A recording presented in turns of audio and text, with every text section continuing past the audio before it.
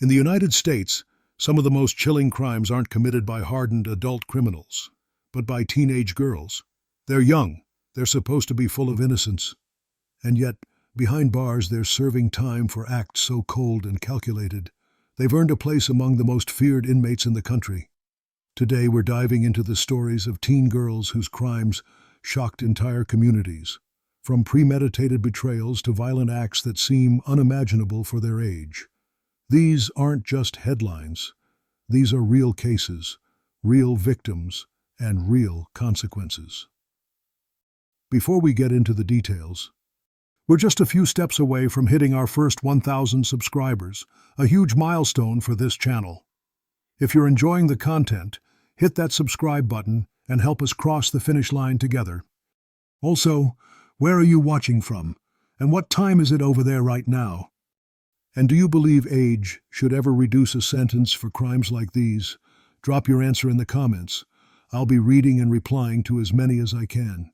Rachel Schulhof and Sheilia Eddy, July 6, 2012. Star City, West Virginia. At the stroke of midnight, 16-year-old Skylar Neese quietly vanished from her family's home. She slipped out of her bedroom window and into the night, never to return. Months later, on January 16, 2013, her body was discovered across the state line in a wooded area of Wayne Township, Greene County, Pennsylvania. The discovery shattered a community's fragile trust. By all appearances, Rachel Schulhof and Sheilia Eddy were ordinary teenagers, well-liked, framed by the routines of school and life in a close-knit town. Skylar was an honors student at University High, sharp, smiling, ambitious, hoping one day to become a criminal defense lawyer. Her friends, Rachel and Sheilia, were by her side, seemingly inseparable and trusted. They were not strangers, not casual acquaintances. These three had been best friends, shells of loyalty in teenage bodies. Skylar had said they were more than friends. They understood each other. It was a familiarity that made the act of betrayal all the more incomprehensible. The night began like many. Skylar returned home after a shift at Wendy's, slipped out the window, and climbed into a car with Sheilia Eddy and Rachel Schulhof. Surveillance footage and cell phone records later confirmed the early efforts at concealment. Days passed before Skylar was reported missing. In her parents' confusion, Sheilia portrayed herself and Rachel as pained by their friend's sudden absence, posting updates, sticking flyers, feigning worry. Then, after months of investigation, the truth cracked open. Rachel Schulhof broke. She led authorities through her unraveling account. Sheilia and Rachel had lured Skylar to a remote patch of woods under the pretense of smoking marijuana. Once isolated, each counted silently to 3 and stabbed her. Over 50 wounds would define the brutality. Skylar pleaded. Why? Rachel's response calm and chilling. We didn't like her. With that confession came discovery. Her body, partially hidden under branches, just 20-something miles from home. The motive was not jealousy over a boyfriend or rivalry over grades. It was friendship turned void, a friendship exhausted, blurred, poisoned. In the legal filings, motives were tied to a romantic tension between Sheilia and Rachel, and Skylar's struggles to fit into that dynamic. Pieced together through court transcripts and interviews, the narrative suggests a toxic triangle. 2 girls whose relationship morphed into something consuming, pushing the third friend to the periphery. When Skylar didn't fit the shape anymore, the solution they carried out was horrific, yet methodical. Despite the horror, traces of teenage confusion remain. Tweets show Skylar's frustration. You doing like that is why I can never completely trust you. A prelude, retrospectively haunting. The legal reckoning followed. On May 1, 2013, Rachel Schulhof pled guilty to second-degree murder, and in February 2014, she received a 30-year prison sentence, eligible for parole after 10 years. Sheilia Eddy, who pled guilty to first-degree murder on January 24, 2014, was sentenced to life with mercy, eligible for parole after 15 years. Both verdicts were negotiated to avoid trial in both West Virginia and Pennsylvania jurisdictions. As of 2025, both remain incarcerated at Lakin Correctional Center, West Virginia. They are next eligible for parole in 2028. Rachel's application for early release has already been denied twice, once in 2023 and again in mid-2024. A teenager with dreams, stabbed by those she trusted. Two young women, once friends, transformed into her executioners, not by impulse, but by slow erosion. Nothing about this is sensational, only deeply human and deeply tragic. They plotted a premeditated end to a friendship, acting on motives so opaque, so frail, that they defy logic. And when called to account, the only explanation offered was a vacancy where love and loyalty once lived. Skylar is no longer here, but her memory endures, inscribed into a law reform and a community forever fractured. Behind prison walls, her friends, now inmates, face years of living with what they did and what they lost. Rachel Schulhof is serving a 30-year sentence for second-degree murder, eligible for parole after 10 years, incarcerated at Laken Correctional Center. Parole denied twice already, release projected around April 2028. Sheilia Eddy is serving life with mercy for first-degree murder, eligible for parole after 15 years, incarcerated at Laken Correctional Center. Parole eligibility begins in May 2028. Lisa Michelle Lambert and Tabitha Buck. December 20th, 1991, East Lampeter Township, Lancaster County, Pennsylvania. In the early hours, Lori Schae, age 16, lay mortally wounded in her own bedroom. Her mother, Hazel, discovered her with a severed throat, defensive wounds marking a desperate struggle. As life slipped away, Lori managed a final whisper. "Michelle did it." This chilling statement would ignite a fervent search for answers. Lori was a quiet, studious teenager, reserved, polite, wrapped in routine. Her world was the school hallways, her part-time job, the steady rhythm of teenage life. At first glance, nothing betrayed the impending rupture of that normalcy. Those responsible were not strangers. They were classmates. Lisa Michelle Lambert, 17-year-old Tabitha Buck, and 20-year-old Lawrence Butch Yunkin. Already tangled by jealousy and resentment, their connection to Lori would become the fulcrum of a betrayal with catastrophic consequences. In the months leading to the crime, Lambert's jealousy, sparked by Lori's summer dates with Yunkin, Lambert's former partner, evolved into a relentless campaign of harassment. She confronted Lori at her mall job. She verbally assaulted her. Buck joined, physically attacking Lori in public, punching her in a mall and chasing her at school. Rumors swirled. Threats took shape. On the morning of December 20th, Tabitha Buck impersonated a school counselor to lure Hazel Schae out of the home. Moments later, Lambert and Buck entered Lori's room. A fatal assault unfolded. Lambert slashed Lori's throat and suffered no defensive wounds, suggesting premeditation. Buck, by contrast, bore fresh scratches. Yunkin waited nearby, disposed of evidence, including Lori's blood-stained items, and later became a key witness in the trials. There was no grand political statement, no ideological drive, only destructive jealousy. Yuri's brief romantic involvement triggered Lambert's fear of replacement, a fear that metastasized into premeditated violence. The calculated nature of the crime stands in contrast to adolescent impulse. The planning, from stalking to procuring gloves and rope, reveals a cold precision. Lambert was convicted on July 20, 1992, of first-degree murder and conspiracy. Buck, tried as a minor, received a life sentence without possibility of parole. Years later, Lambert's conviction was overturned in a federal habeas hearing due to prosecutorial misconduct. However, the ruling was reversed on appeal, and she returned to prison. A shift came in 2017 when Buck was resentenced under evolving juvenile justice standards. Her sentence became 28 years to life, and she was granted parole, released on December 21, 2019, with strict conditions prohibiting contact with Lori's family or residency in Lancaster County.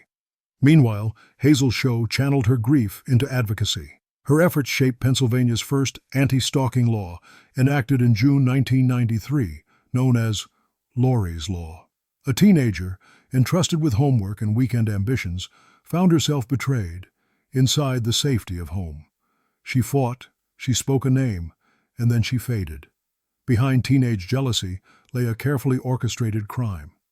Two young women sent another to her death. One remains behind bars. The other moves through freedom under conditions born from trauma. And somewhere between those outcomes, a mother transformed tragedy into law, a small light in the darkness. Lisa Michelle Lambert, convicted of first-degree murder and conspiracy. Life sentence without parole. Incarcerated at Cambridge Springs State Correctional Institution, Tabitha Buck. Originally given life without parole. Resentenced in 2017 to 28 years to life. Granted parole in late 2019 under strict conditions. Originally held at Muncie State Correctional Institution. Carly Gregg, March 19, 2024. Brandon, Mississippi. Late afternoon light filtered through a modest suburban home. Inside, an ordinary afternoon turned irrevocably fractured. 16-year-old Carly Gregg silently entered her parents' bedroom and retrieved a .357 Magnum from beneath her mother's mattress. Seconds later, gunshots echoed. Her mother, Ashley Smiley, a 40-year-old high school math teacher, lay lifeless.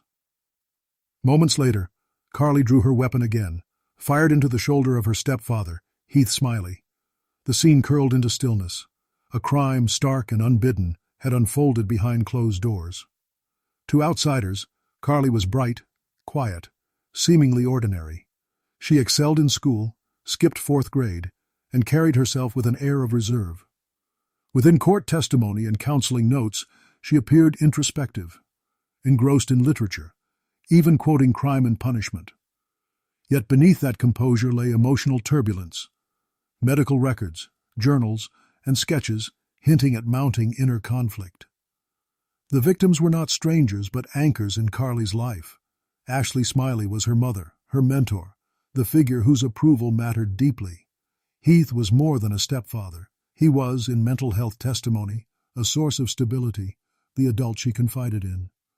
These were not victims chosen at random, but those entwined deeply in her day-to-day existence. The day began like many. At school, Northwest Rankin High, Carly was reportedly irritable, unfocused, her mother as her teacher just steps away. That afternoon, Ashley discovered Carly's secret life. Hidden vape pens, burner phones, and marijuana use. A friend had sent a warning. Carly's world was shifting. Home became the threshold of violence. Surveillance footage captured a measured composure. Carly pacing with the gun concealed behind her back, then stepping into Ashley's bedroom. Gunshots followed. Moments later, in a surreal shift, Carly returned to the kitchen, calm. She took her mother's phone, sent a text to Heath. "When will you be home, honey?" and invited a friend to witness the unthinkable. Heath arrived. A bullet grazed him. He wrestled the weapon away and dialed 911, voice trembling, emergency unfolding across the line. Carly left the scene but was apprehended nearby, her hands red with blood. Understanding motive requires navigating complexity. Prosecutors portrayed premeditation, retrieving the weapon, orchestrating an ambush, and sending invitations post-homicide. Defense counsel pointed to Carly's mental state: depression dulled by medication, auditory hallucinations, dissociation. Dr. Andrew Clark testified that Carly felt numb, hearing voices, with self-harm in her past. Her memory of the event was fragmented. Prosecutors countered: the firearm retrieval, the calculated texts, the ambush. These showed awareness, not detachment. She knew exactly what she was doing, said the assistant district attorney. After 5 days of trial, a jury deliberated for a little over 2 hours. Carly Gregg, now 15, was found guilty on all counts: first-degree murder, attempted murder, and tampering with evidence. She rejected a 40-year plea deal, choosing trial. Lawyers filed an insanity defense. The jury ultimately rejected it. On September 20, 2024, she was sentenced to life in prison without the possibility of parole. The jury ordered 2 concurrent life terms plus 10 years for evidence tampering. This was not a crime of impulse, but a precise fracture of trust, anchored in psychiatric distress. A daughter unalived the person she most needed. The invitations, to her friend, to her stepfather, transformed this domestic scene into a tableau of calculated silence. Behind teenage composure lay pain, disillusionment, and overwhelming inner storms. The courtroom left no room for sentiment. What played out was chilling, deliberate, leaving a mother's voice forever silenced. Justice was swift, but regret, sorrow, and questions linger, echoing long after cameras turn away. Carly Gregg is incarcerated within Mississippi's youthful offender system. She will serve life in prison without parole, receiving concurrent sentences for the murder and attempted murder counts, as well as an additional 10 years for evidence tampering. Cindy Lee Collier, Shirley Catherine Wolfe, Babyface Killers. June 14, 1983, Auburn, California. It was a quiet afternoon at the Auburn Green condominium complex. A soft air hung over the pool where Cindy Lee Collier, 15, and Shirley Catherine Wolfe, 14, met by chance. Within hours, their connection would harden into tragedy. They knocked on apartment doors. One answered. An 85-year-old grandmother, Anna Brackett, welcomed them inside. In that living room, behind polite conversation, a crime would soon be scripted in cold clarity. Anna Brackett was found later, unalived on her floor, stabbed 27 times. At first glance, Cindy and Shirley were just two teenagers, runaways, uncertain, seeking escape. Their after-school hours blurred into day-long wandering. Cindy was known for her fierce brown eyes, already marked by hostile defiance, earning her a reputation among local juvenile hall staff as assaultive. Shirley, displaced by instability, carried a silent hurt. There was nothing in public demeanor, no warning that hinted at what followed. They were not known to Anna Brackett. She was a stranger. Yet in that momentary warmth, offering water, sharing stories, they extended trust. Two girls seeking refuge and direction found it, briefly, in that elderly woman's living room. That trust became the fragile stage for a violent rupture. Within barely 8 hours of meeting, Cindy and Shirley knocked on door after door, looking for a getaway car. Most residents ignored them. Anna, alone and kind, did not. She invited them in. They sat, chatted, maybe because that's what friendship does. Then, inexplicably, they turned the kindness into carnage. Cindy passed a knife to Shirley. In the span of a heartbeat, Anna Brackett lay stabbed 27 times, her life extinguished. In a moment of disordered clarity, Cindy and Shirley attempted to steal her car. Failing to start it, they fled, hitchhiking on Highway 49 in panic. Later, witnesses at the complex recognized them. Shirley confessed quickly. Cindy confronted, laughed, and then confessed as well. Investigators recovered Shirley's diary, where she chillingly wrote, "Today, Cindy and I ran away and killed an old lady. It was lots of fun." Cindy echoed that sentiment. "We didn't feel any badness. After we did it, we wanted to do another one, just for fun. There was no elaborate motive. Not revenge, not politics, just two girls untethered, acting on fractured impulses. Cindy harbored rage and defiance, shaped by years of behavioral conflict starting at age 12. Shirley carried trauma. She longed for belonging. Some sources suggest sexual abuse by her father before the murder, further compounding her sense of alienation. Yet, these undercurrents offer no excuse, only context. They committed the crime calmly, unflinching, as if marked by a void.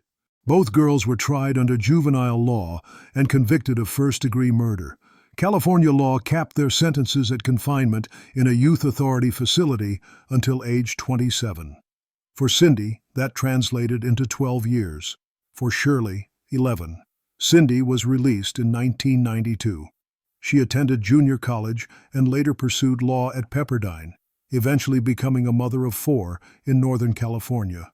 Shirley, released in 1995, grappled with addiction, legal issues, and estranged family. By 2016, she contemplated counseling others using her own life as evidence of survival. Two girls, still children in many ways, crossed a boundary that would unwrite a woman's life. They came unhoused, fleeing from their pasts, and found in an act of violence their darkest escape. Anna Brackett was ordinary, a grandmother, a companion for an hour.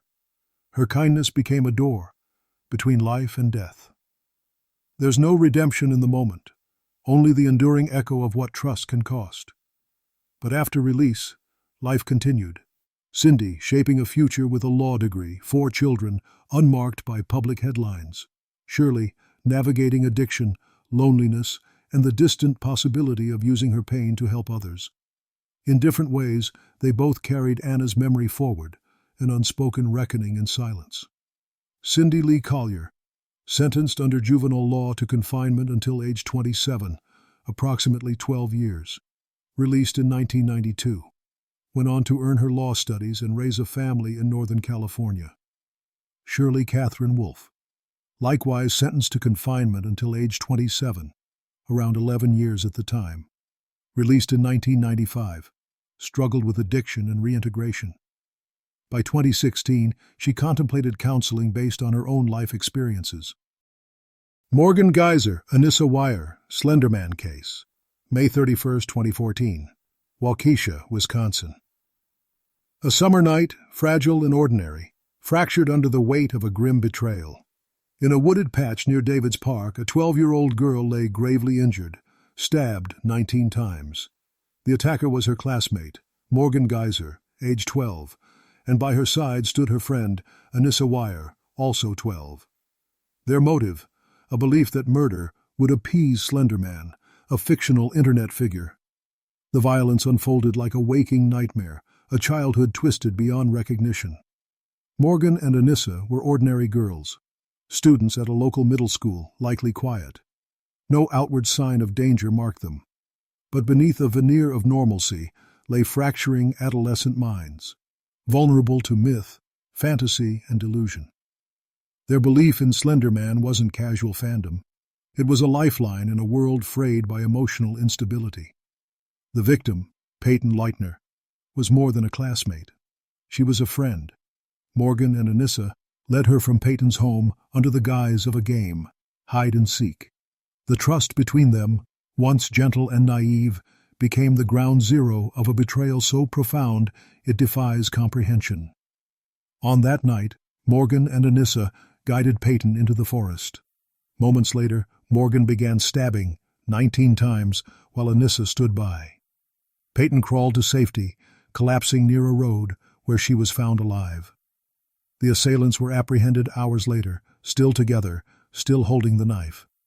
They said they wanted to protect their families and become Slenderman's proxies. This wasn't violence born of envy or rage. It grew from fantasy and fear.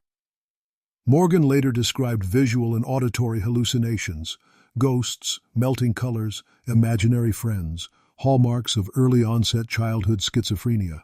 Anissa's defense saw her as mentally ill as well.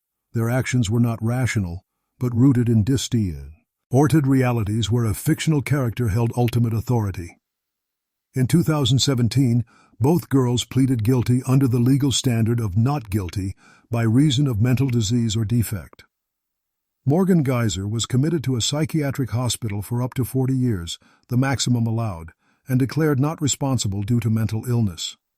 Anissa Weier pleaded guilty to attempted second-degree homicide and similarly found not guilty by reason of mental disease. She was sent to a mental facility for up to 25 years and was granted supervised release in 2021. Morgan's journey toward release has been long and fraught. In 2025, following expert testimony, a judge approved a conditional release plan.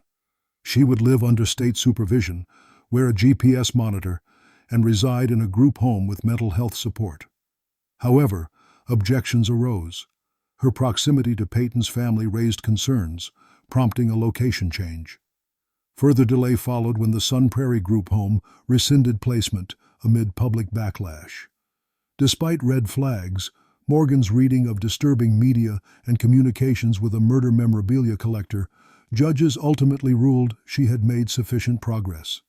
The plan is approved, location pending. This case sits at the crossroads of childhood innocence, mental health, and myth. Two 12-year-old girls, gripped by delusion, inflicted near-fatal harm on a friend. Legally, they were shielded from blame due to diminished capacity, yet the crime's gravity remains. Over a decade in psychiatric institutions, one released, one pending, reflects both hope for redemption and the enduring shock of a fantasy turned violent. When childhood fractures, the lines between imaginary and real collapse. Peyton survived. She rebuilt her life. The girls, no longer children, carry forward an unimaginable weight, not just in justice, but in memory. Brenda Spencer, January 29, 1979, San Carlos, San Diego, California. Just before 9 a.m., a quiet Monday began with a shocking rupture of normalcy. Across from Grover Cleveland Elementary School, a 16-year-old girl named Brenda Ann Spencer opened fire from her bedroom window using a Ruger 10-22 caliber rifle. Her bullet struck Principal Burton Ragg and custodian Michael Suture, both of whom would later succumb. 8 children and a police officer were also injured. The attack lasted for about 15 minutes before she barricaded herself inside, turning a domestic scene into a site of trauma. To those who knew her, Brenda was troubled, not textbook, but not beyond hope. Described as a problem child, she had a history of behavioral issues and depression. She had fired BB guns at the school, broken windows, and had once been placed on probation. Yet there was nothing in her exterior behavior to suggest the violence she would soon unleash.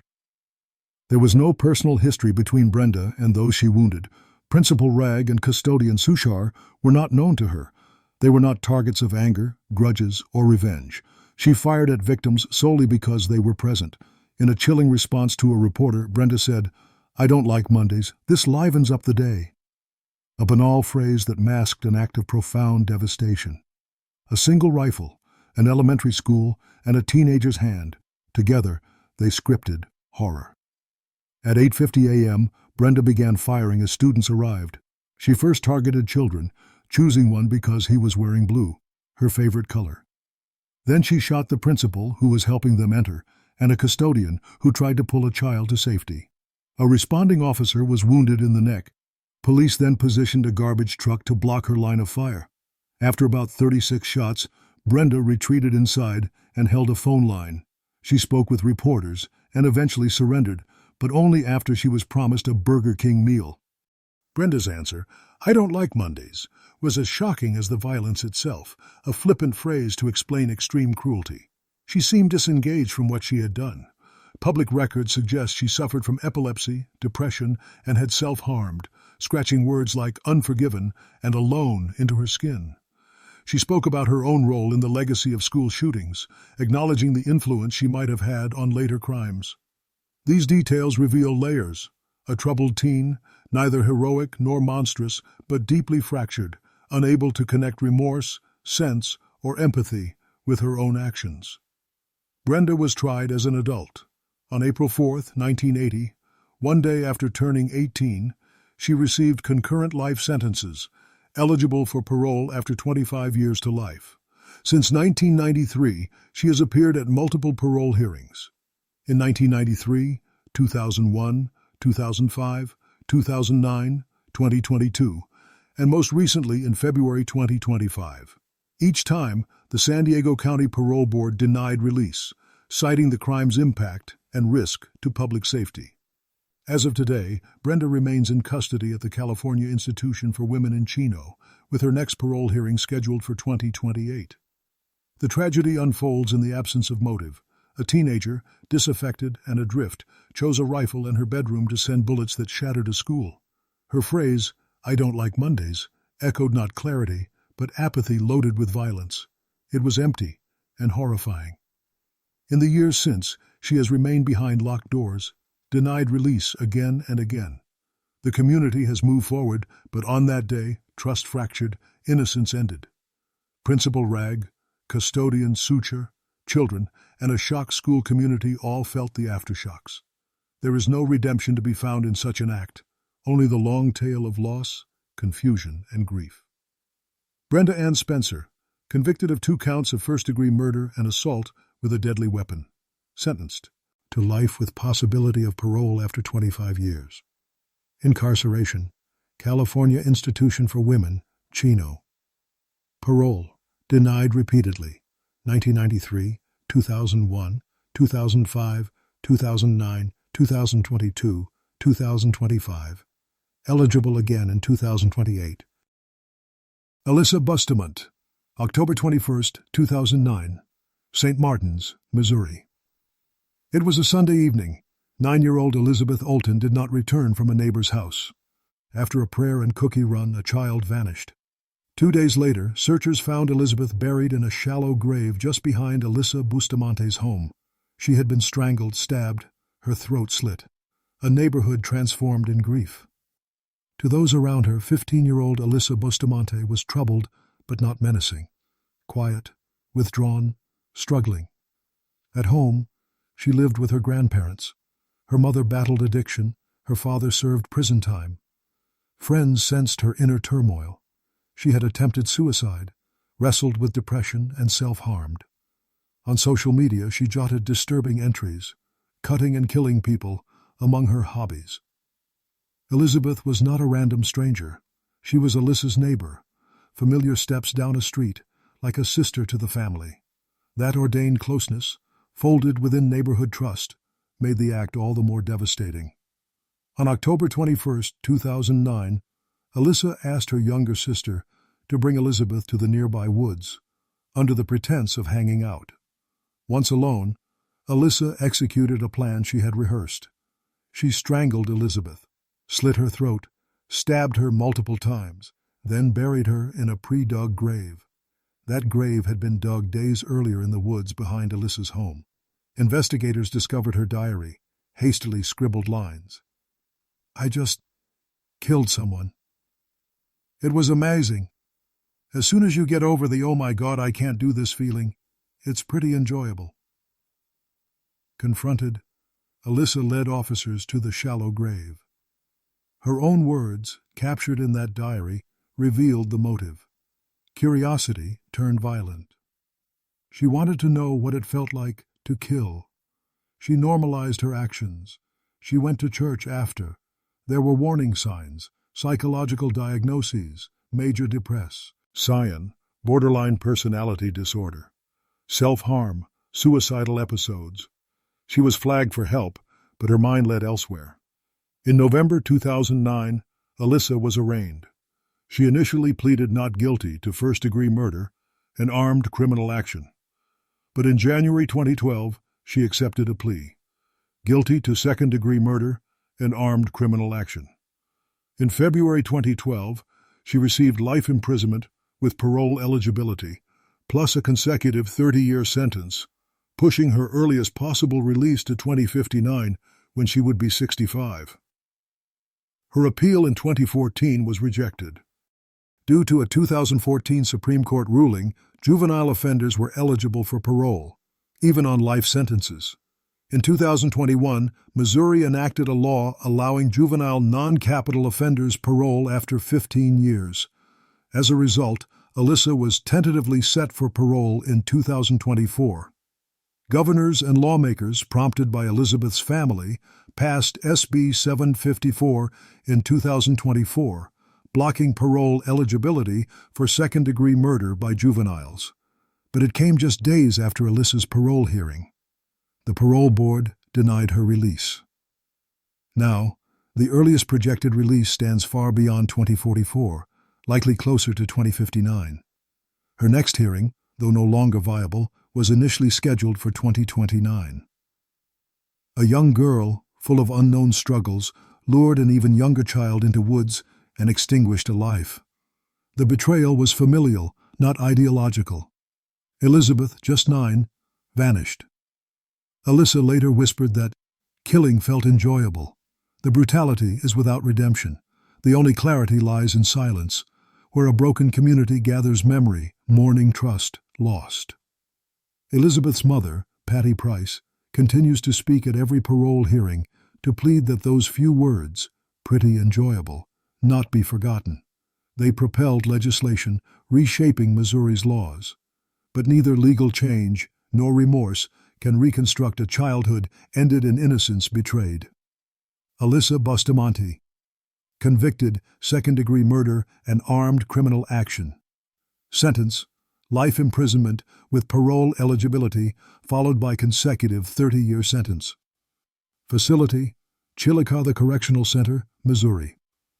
Parole denied in 2024.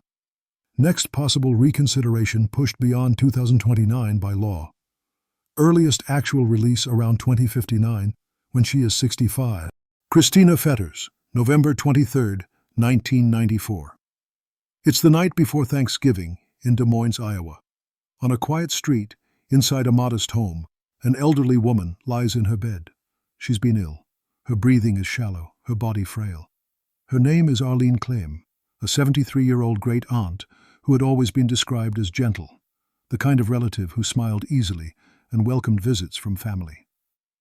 That night, however, something would happen that no one in the family could have imagined, and it would begin with a knock on her bedroom door. To the outside world, Christina Joy Fetters was a normal teenager, 14 years old, blonde hair, blue eyes. In photographs from that year, she looks almost younger than her age, small-framed, with a quiet smile that might have made anyone think she was harmless. Teachers described her as sometimes distracted, sometimes defiant, but not violent. Friends saw her as a restless kid trying to navigate adolescence. There was no outward sign of the darkness that would surface that night. What people didn't know was that Christina was struggling, with her emotions, with her place in the world, and with relationships inside and outside her family. And that evening, she wasn't alone. Arlene Claim had been living with health issues. She was in pain, but she was still aware, still speaking with relatives, still holding on to life in her own way. Christina had been staying at a youth home due to prior behavioral problems. That night, she left the home without permission. She met up with friends, and over the next few hours, the conversation turned dark. According to court records, Christina told them she wanted to do something bad, something that would, in her words, make people remember her. Her friends later testified that Christina brought up her great-aunt. In the early hours, Christina arrived at Arlene's house. No forced entry. She knew how to get inside. What happened next would be pieced together from Christina's own statements and physical evidence. She went to Arlene's bedroom. The older woman was lying in bed, and there Christina attacked her, striking her repeatedly, then leaving her injured. Arlene was later found by another relative, unresponsive. She would not survive her injuries. The medical examiner confirmed what the scene already told investigators. This was not an accident, and it was not a natural passing. It was intentional. Within hours, police began questioning people close to Arlene, including Christina. Initially, Christina denied involvement, but inconsistencies in her story drew detectives' attention. Witnesses from that night told police about Christina's remarks before the incident. Eventually, she confessed. For law enforcement, it was chilling. A 14-year-old, barely into high school, had taken the life of a family member. In 1995, Christina Fetters became the youngest person in Iowa's history to be sentenced to life in prison without the possibility of parole. She was sent to the Iowa Correctional Institution for Women in Mitchellville. At the time, sentencing laws in Iowa allowed juveniles to receive the same penalties as adults for first-degree murder. There was little discussion in the court record about adolescent brain development or rehabilitation. The focus was on the brutality of the crime and the need for punishment. For Christina, it meant that, at 14, she was expected to live out the rest of her life behind prison walls. Over the years, Christina's case remained largely out of the public spotlight. There were no high-profile appeals, no books written about her. But inside prison, she grew into adulthood. And then, in 2012, the U.S. Supreme Court issued a landmark decision in Miller v. Alabama, ruling that mandatory life without parole sentences for juveniles violated the Eighth Amendment's prohibition against cruel and unusual punishment. Iowa courts began reviewing cases like Christina's. Suddenly, after nearly 2 decades in prison, she had a chance to be resentenced. But before a new sentence could be handed down, another development changed everything. Christina had been diagnosed with inoperable stage 4 breast cancer. Her condition was terminal. The illness had spread quickly. Prison medical staff noted her rapid decline, weight loss, difficulty breathing, pain that grew worse by the day. In late 2013, Christina appeared in court again. She was visibly weakened, sitting in a wheelchair, wearing a prison jumpsuit. The court heard arguments not just about sentencing, but about whether she should be released to a hospice facility so she could die outside prison walls.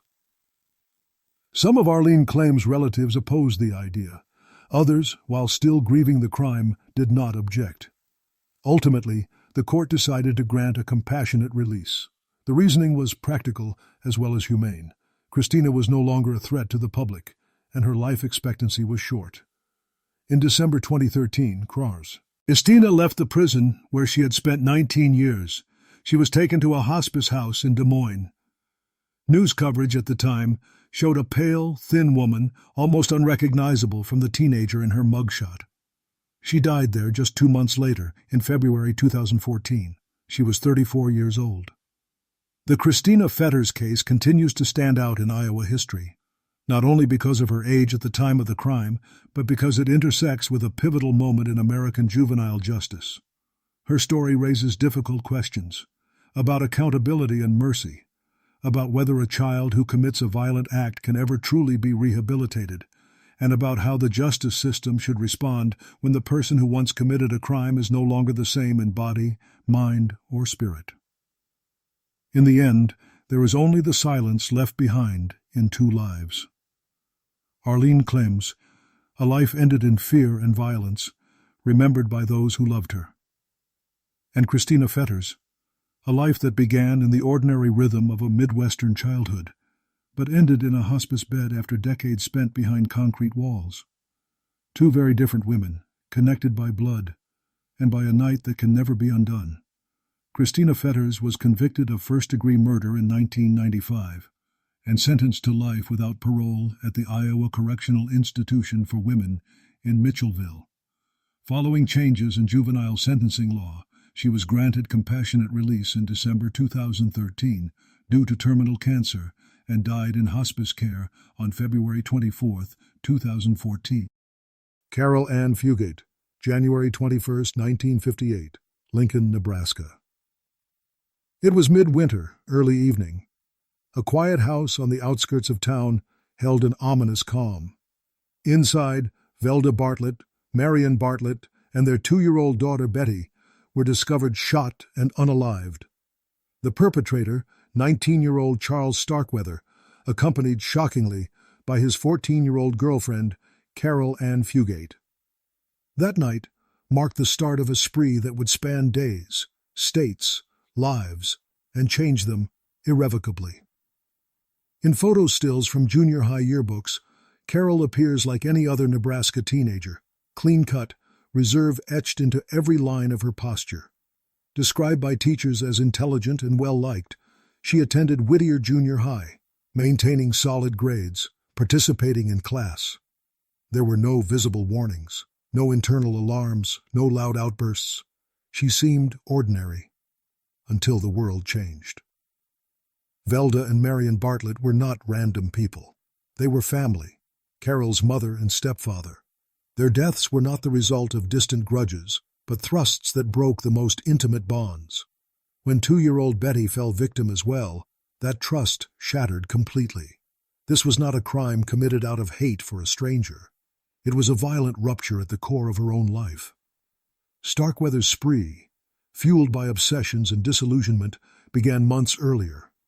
But it was on January 21, 1958, that the Bartlett family died. According to Fugate's later testimony, she arrived home to find Starkweather waiting with a gun.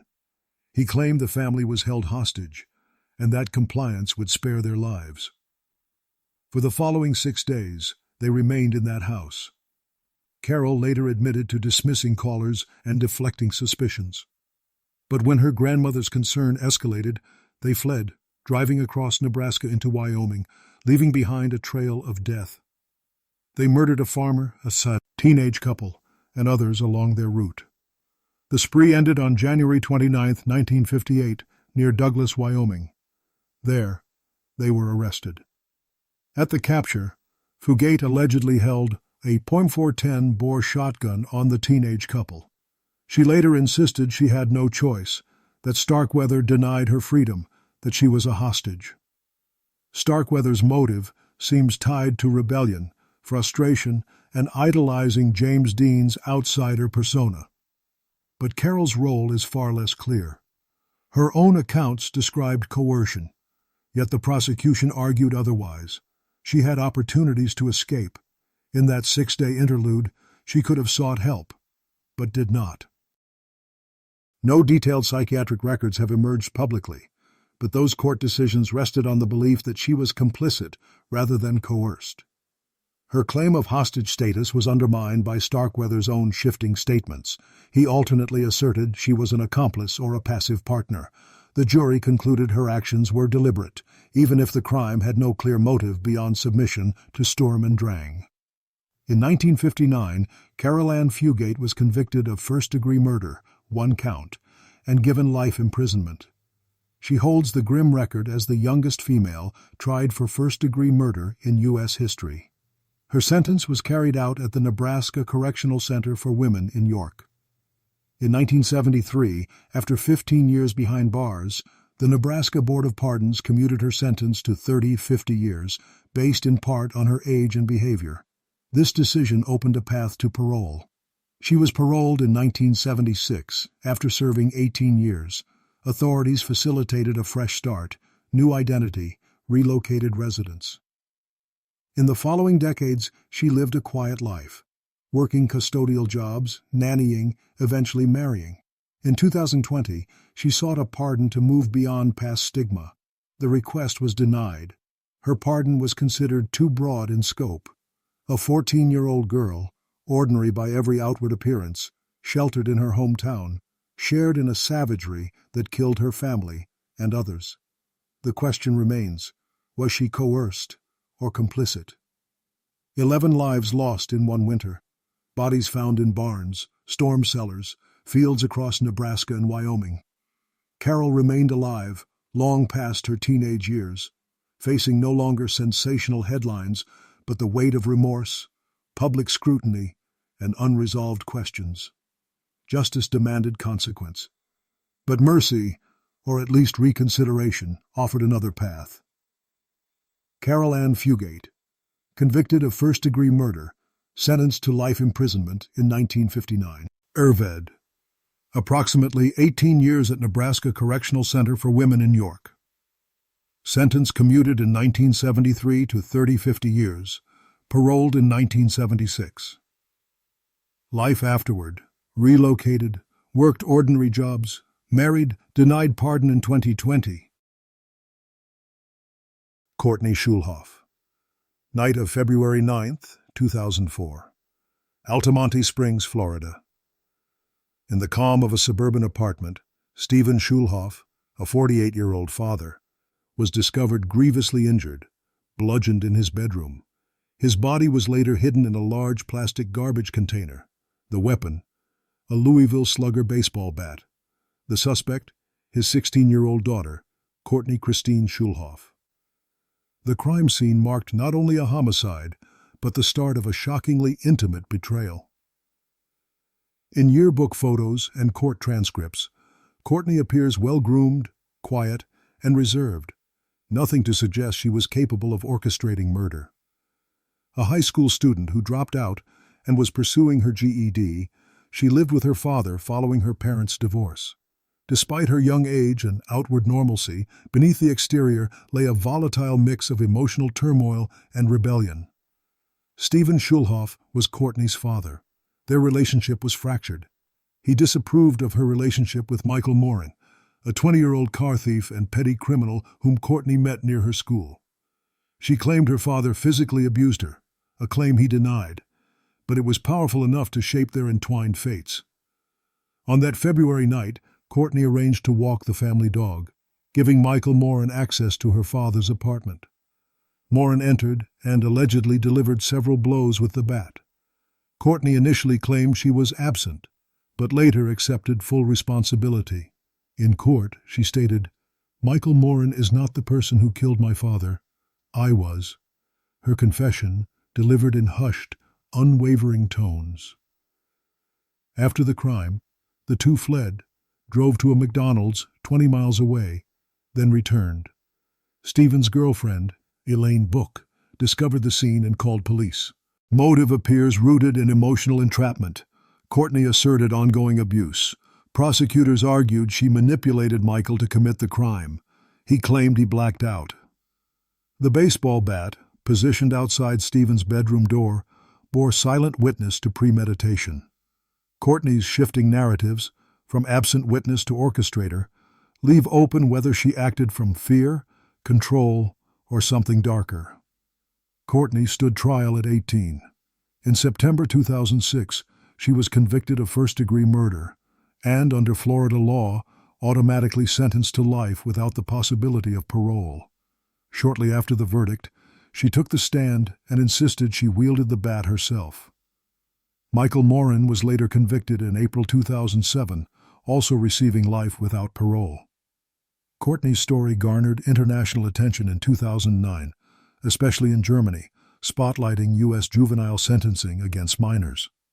In March 2017, following shifts in law around juvenile incarceration, Courtney's sentence was reduced to 40 years, making her eligible for release around 2038.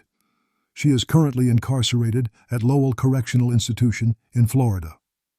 A teenage girl, navigating heartbreak and rebellion, orchestrated a crime that claimed her father's life.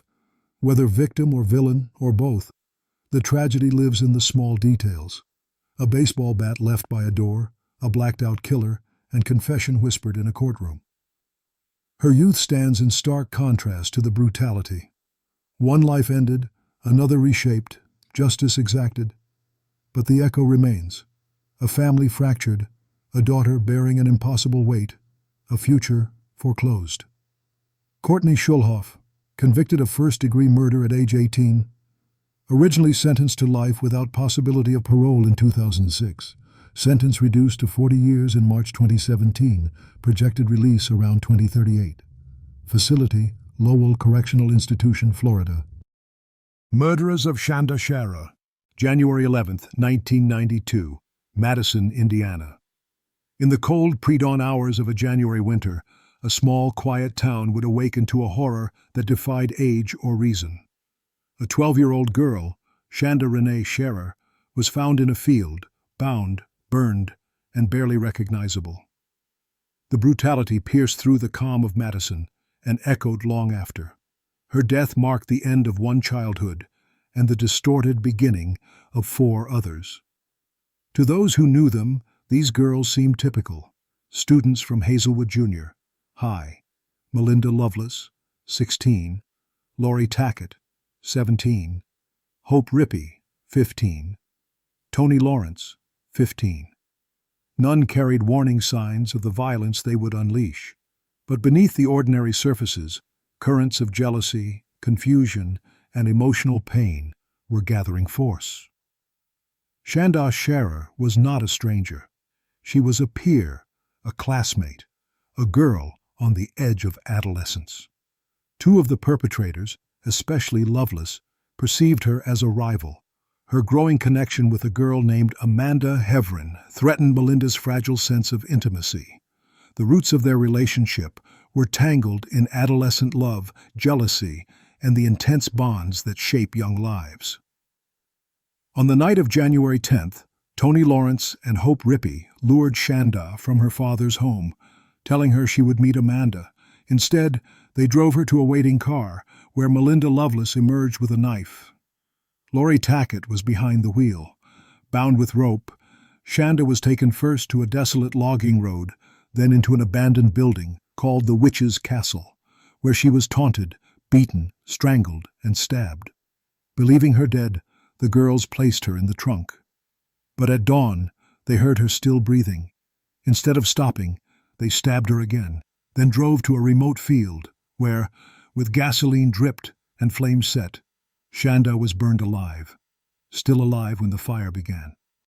Beneath the cruelty lay an emotional triangle heavy with obsession. Melinda was possessive of Amanda, her emotional anchor. Shanda's friendship with Amanda triggered insecurity.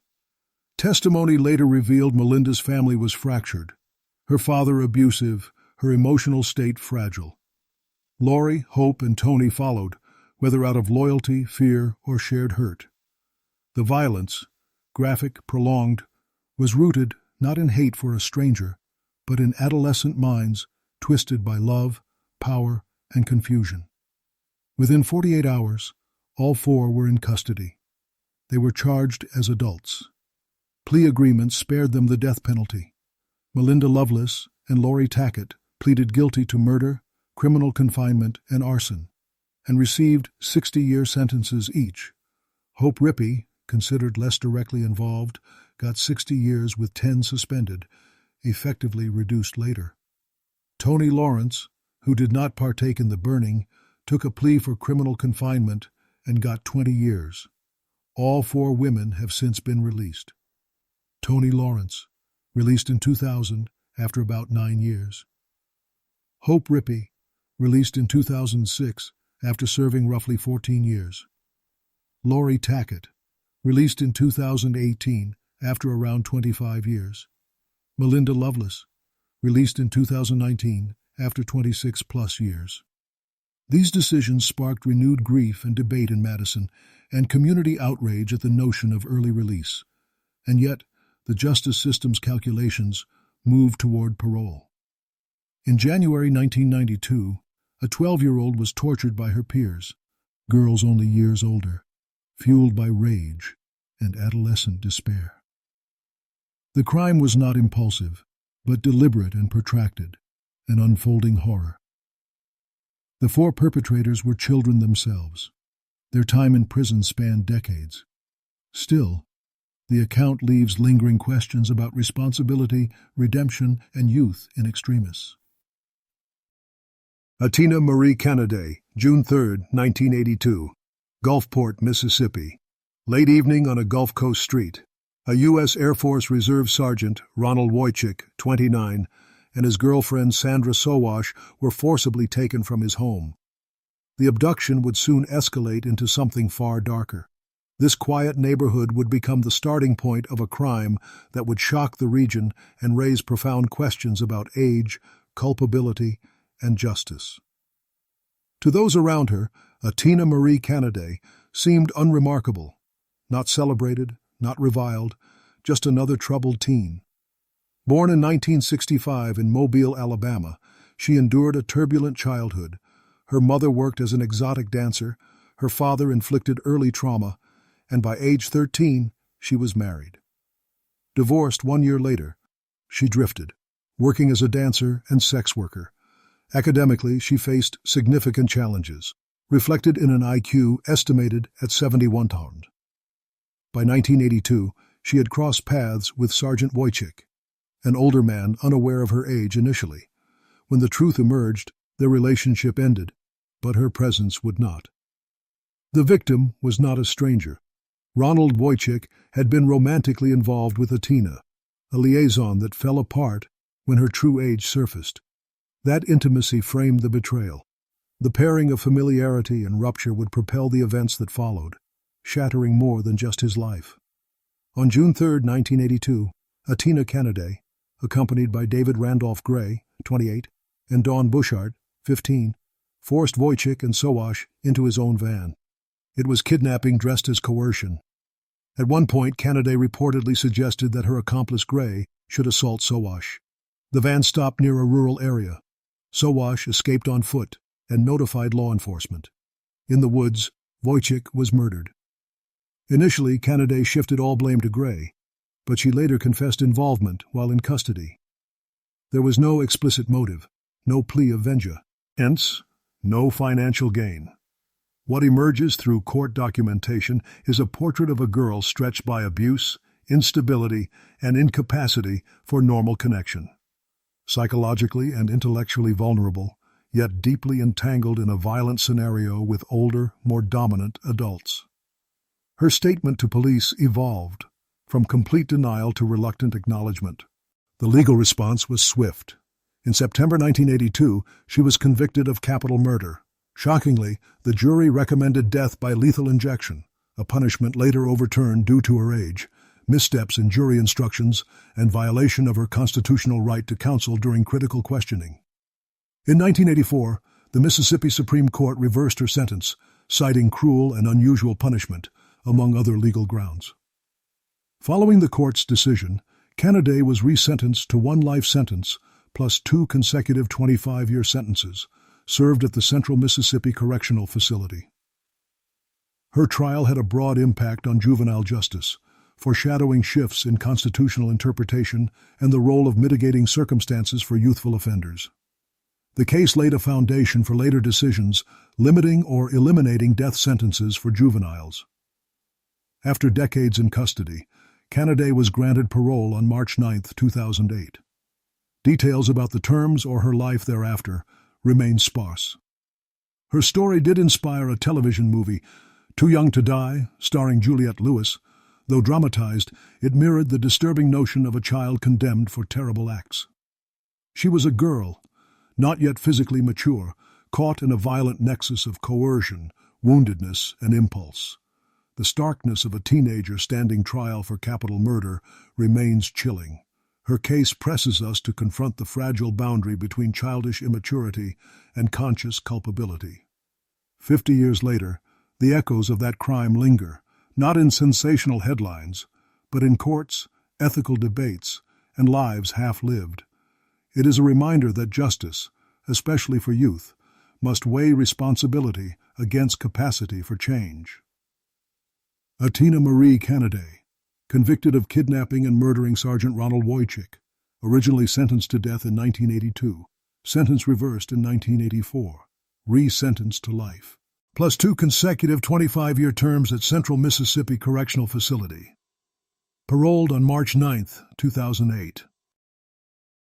In the quiet suburbs, in small towns, and even in big cities across America, some of the most shocking and disturbing crimes weren't committed by hardened adults, but by teenage girls. Girls so young they should have been in school dances and study halls.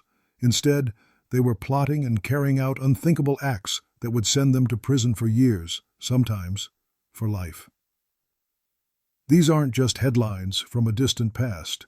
These are real cases, raw, chilling, and impossible to forget. Today, we're diving into the stories of the most evil teen girls currently in U.S. prisons.